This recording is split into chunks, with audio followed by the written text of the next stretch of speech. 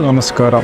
ഇത് നമ്മൾ ചർച്ച ചെയ്യാൻ പോകുന്ന വിഷയം ഹൃദയത്തെക്കുറിച്ചാണ്. ഹൃദയത്തിന് എന്താണ് ഇത്രയധികം പ്രസക്തി എന്ന് നമ്മൾ അറിയേണ്ടതുണ്ട്. ആത്മീയതയിൽ ഏറ്റവും പരമപ്രധാനമായ വിഷയം ഹൃദയത്തിന്റെ വിഷയമാണ്. കാരണം അത് ആത്മീയതയുടെ തുടക്കമാണ്. അതിനുള്ളിലൂടെ പ്രവേശിച്ച് പോകുന്ന മാർഗമാണ് ആത്മീയത. അതിനു മുമ്പുള്ള കാര്യങ്ങൾ നമുക്ക് കിട്ടിയതിന്റെ പേരിൽ നമ്മൾ മുന്നോട്ട് പോകുന്നവരാവില്ല. ദൈവത്തിന്റെ സന്നിധിയിൽ എത്തിച്ചാൽ ഒരിക്കലും സാധ്യമല്ല.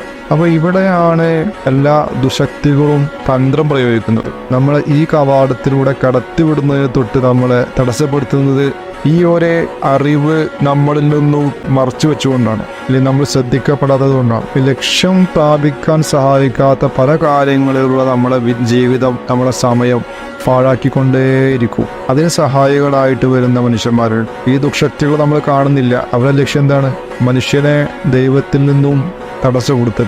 അതിനുവേണ്ടി അവർ ഉപയോഗിക്കുന്ന ഒരുപാട് ആളുകളുണ്ട്. അത് മിക്കവാറും അധ്യാപകന്മാരുടെ രൂപത്തിലായിരിക്കും വരിക, അഥവാ ഗുരുവര്യന്മാരുടെ രൂപത്തിലും പണ്ഡിതന്മാരുടെ രൂപത്തിലായിരിക്കും വരിക. അപ്പോൾ ജനങ്ങൾക്ക് അവർ പണ്ഡിതരാണ്, ഗുരുക്കന്മാരാണ്.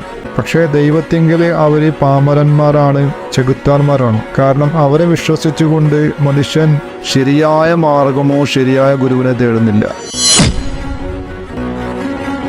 Watch Kalki Mission, a mission of divine love.